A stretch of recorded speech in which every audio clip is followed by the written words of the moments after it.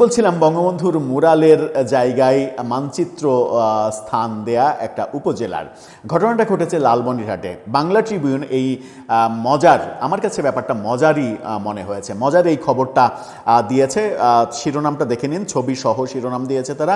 বঙ্গবন্ধুর মুরালের উপর উপজেলার মানচিত্র আঁকলেন ইওনো। যে মুরাল ছিল সেই মুরালটা ক্ষতিগ্রস্ত ছিল, সেটাকে ভেঙে গুড়িয়ে দিয়ে সেখানে উপজেলার মানচিত্র প্রতিস্থাপন করেছেন তিনি। খুবই ভালো একটা কাজ করেছেন, হয়তো সরকারের পক্ষ থেকে তিনি পুরস্কারও পাবেন। কিন্তু এই যে সাবেক সামরিক কর্মকর্তারা আজকে 17 বছর 18 বছর পরে এসেও গ্রেপ্তার হচ্ছেন, কারাগারে যাচ্ছেন, রিমান্ডে নেওয়া হচ্ছে 1/11 ওই চক্রান্ত করার জন্য, সেগুলো কি এই আমলারা দেখেন না? আমার মাঝে মাঝে মনে হয় যে আমলা, পুলিশ, সামরিক কর্মকর্তা এরা কি বাংলাদেশের এই গত 55 বছরের ইতিহাস নিজেরা চোখে দেখেননি, কিংবা এরা কি ইতিহাস পড়েন না যে ইতিহাসে কোনো না কোনো দিন এই পরিণতি ভোগ করতে হয়, যেটা বাংলাদেশের রাজনীতির একটা সংস্কৃতি হয়ে গেছে। আজকে আপনি অতি উৎসাহী হয়ে, মানে বিগত সময়ে আমরা যে দেখেছি যে অতি উৎসাহী হয়ে বহু পুলিশ কর্মকর্তা, বহু আমলা আওয়ামী লীগ সাজতে গিয়েছিল, অতি আওয়ামী লীগ সাজতে গিয়েছিল। তারা মনে হয় যে শেখ হাসিনার চাইতে বড় আওয়ামী লীগার হয়ে গিয়েছিল। পরিণতি তাদের কি? একটা বড় পুলিশ কর্মকর্তা দেশে থাকতে পেরেছে, সর্বশেষ যে শীর্ষ পুলিশ কর্মকর্তা তিনি কারাগারে অবস্থান করছেন। তাহলে লাভটা হয় কি এদের? এটা একটা বড় প্রশ্ন। চলুন খবরের ভেতরে ঢুকে। লালমনিরহাটের আদিতমারি উপজেলার ভবনের সামনে নির্মিত বঙ্গবন্ধু শেখ মুজিবুর রহমানের মুরালের উপরে উপজেলার মানচিত্র আঁকলেন উপজেলা নির্বাহী কর্মকর্তা বিধানকান্তি হালদার। সম্প্রতি মুরালের সব কিছু ঠিক রেখে শুধুমাত্র বঙ্গবন্ধু শেখ মুজিবের ছবির স্থলে এই মানচিত্র আঁকা হয়। মুরালের স্ট্রাকচার সব কিছু ঠিক রেখেছেন, শুধুমাত্র ওর বুক থেকে বঙ্গবন্ধুর ছবি যেটা ক্ষতিগ্রস্ত ছিল সেটাকে একেবারে তুলে দিয়ে সেখানে নতুন প্লাস্টার করে নতুন করে তিনি মানচিত্র সেঁটে দিয়েছেন। উপজেলা প্রশাসন এবং স্থানীয় সূত্রে জানা যায় 2024 সালের 6 আগস্ট দুপুরে বঙ্গবন্ধুর মুরাল ভাঙচুর করেন কিছু ব্যক্তি। কারা এটা তো খুব ভালোভাবেই আমরা জানি। এই ভাঙচুর বঙ্গবন্ধু এবং মুক্তিযুদ্ধের ভাস্কর ভাঙচুরের নেতৃত্ব দিয়েছিল যে জঙ্গি এবং সাম্প্রদায়িক গোষ্ঠী, এটা খুব সহজেই অনুমান করা যায়। এরপর থেকে সেটা ভাঙা অবস্থায় পড়েছিল। সম্প্রতি মুরালে বঙ্গবন্ধুর ছবির ওপরে আদিতমারি উপজেলার মানচিত্র আঁকার উদ্যোগ নিয়েছেন ইওনো বিধানকান্তি হালদার। তবে মুরালের পিলার, বাউন্ডারি, কাঠামোগত সব কিছুই আগের মতো রাখা হয়েছে, শুধু নেই বঙ্গবন্ধুর ছবি। উপজেলা প্রশাসনের এক কর্মকর্তা বাংলা ট্রিবিউনকে জানিয়েছেন, বঙ্গবন্ধুর মুরালে উপজেলার মানচিত্র বসানোর সিদ্ধান্ত নিয়েছেন ইওনো বিধানকান্তি। প্রায় মাসখানেক পার হলেও এই কাজের জন্য কোনো বিল তৈরি করা হয়নি। মানচিত্র বসানোর টাকা কোথায় থেকে এসেছে তাও অজানা কর্মকর্তাদের। মারাত্মক কথা। এই টাকা কোত্থেকে এসেছে, কে দিয়েছে? ইওনো কি নিজের পকেট থেকে দিয়েছেন? পকেট থেকে দিয়ে তিনি অতি উৎসাহী হয়ে এই কাজটা করেছেন? সরকারি কাজ করলে তো এটার একটা বিল হবে, ভাউচার হবে, বিল পরিশোধ করতে হবে, কাউকে না কাউকে এই কাজের অর্ডার দিতে হবে, টেন্ডার দিতে হবে, এই কাজটা সেই প্রক্রিয়ায় হবে। তাহলে তার কিছুই হয়নি, এরকম মারাত্মক অভিযোগ উঠেছে।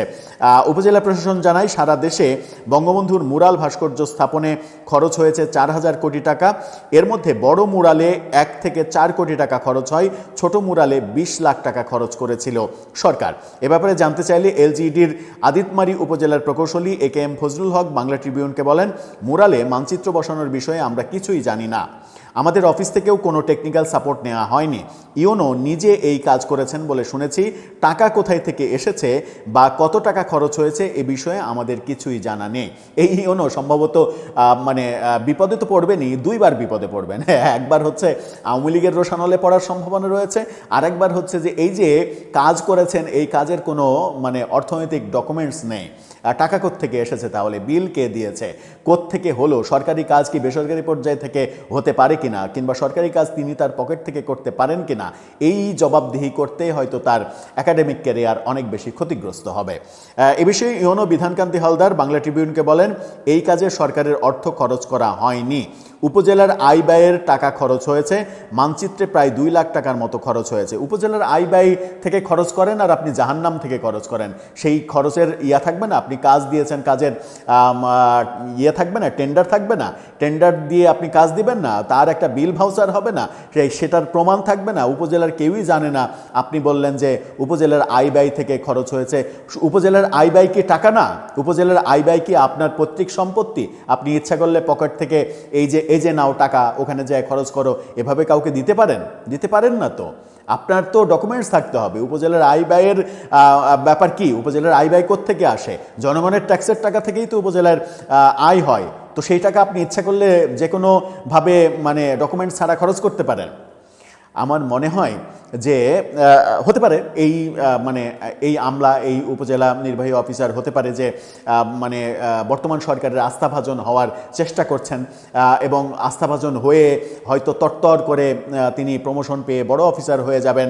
যে কাজগুলো আওয়ামী লীগের সময় আমলারা করেছিল ঠিক একই কাজগুলো এখন কিছু আমলা করে যাবেন। পরবর্তীতে আরেক সরকার আসলে আবার কিছু সুবিধাবাদী আমলা সেগুলো করে যাবেন। আবু হেনা রাজ্জাকী অ্যাডভোকেট তিনি গত পরশুদিন একটা অনুষ্ঠানে বলেছেন যে আমরা ভোট দিয়ে সরকার গঠন করি, সরকার নির্বাচিত হওয়ার পরে এরা আমলাদের সঙ্গে একটা যোগসাজশ করে, ভাইস ভার্সা একটা যোগসাজশ করে বলে যে তোমরা তোমাদের মতো খাও, আমরা আমাদের মতো খাই। এবং এই আমলা এবং নির্বাচিত সরকার এরা দুইজন মিলে হয়ে যায় ইসরায়েল, আর জনগণ হয়ে যায় হচ্ছে ফিলিস্তিন, গাজা। এভাবে আইনজীবী আবু হেনা রাজ্জাকী স্পষ্ট করে সমালোচনা করেছেন বাংলাদেশের যে ট্র্যাডিশন, এই ট্র্যাডিশনকে। এই যে ট্র্যাডিশন ভয়াবহ হলেও এটা সত্য ট্র্যাডিশন যে সরকার যখনই যায় আমলারা সেই সরকারের সঙ্গে যে কোনোভাবে যোগসাজশ করে একটা জোট গঠন করে, এবং এই জোটটা আবু হেনা রাজ্জাকীর ভাষায় এটা ইসরায়েলি জোট, আর জনগণ হয়ে যায় গাজা, ফিলিস্তিন, এরকম অবস্থা। যদি এই অভিযোগ, মানে ভয়াবহ অভিযোগ, কিন্তু এই অভিযোগ আগে যত হয়েছে, গত 55 বছরে যত হয়েছে, সেই অভিযোগ থেকে বর্তমান সরকার বেরিয়ে আসুক, এটাই আমাদের প্রত্যাশা। যেন এই ধরনের অভিযোগ কোনো আইনজীবী তো দূরের কথা, একজন সাধারণ মানুষও করতে না পারেন। দর্শক, আপনার কাছে কি মনে হয় এই অতি উৎসাহী ইওনোর ব্যাপারে আপনার ভাবনা কি?